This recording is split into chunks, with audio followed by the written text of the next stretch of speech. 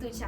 आपलं कला प्रोडक्शन मध्ये खूप स्वागत आहे. मला माहित आहे का महाराजांनी शाहिस्ते खानची बोटं कधी, कशी आणि का कापली गेली? तर पुण्यातील लाल महालात शाहिस्ते खान 5,000 सैनिकांच्या कड्या पहारात होता. त्याला वाटत होतं तो सुरक्षित आहे, पण त्याला माहित नव्हतं तो शिवरायांचा वाडा आहे. तर एप्रिल 1663 ती रात्र शिवराय आणि त्यांचे निवडलेले मावळे लग्नाच्या वरात इथून थेट पुण्यात शिरले.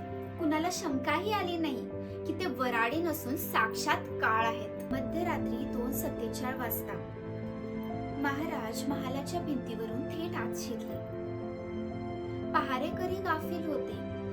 महाराज थेट खानच्या झोपण्याच्या खोलीपर्यंत पोहोचले. खोलीत अंधार होता. चाहूल लागताच खान खिडकीतून पळू लागला. तेवढ्यात महाराजांची तलवार चमकली आणि महाराजांनी खानची तिन्ही बोटे छाटली. खान जीवाच्या आकांतात ओरडू लागला, पकडो शिवाजी आया.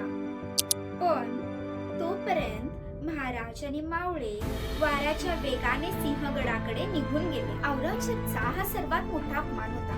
5,000 सैनिकांमधून महाराज थेट त्याच्या खोलीपर्यंत जाऊन शत्रूला धडा शिकून गेले होते. कोणी कितीही मोठा असो, स्वराज्याच्या वाटेला गेला की त्याची बोटं छाटली जाणारच. आपल्या शिवरायांना नमन करत मी आपली रजा घेते. जय हिंद, जय शिवराय.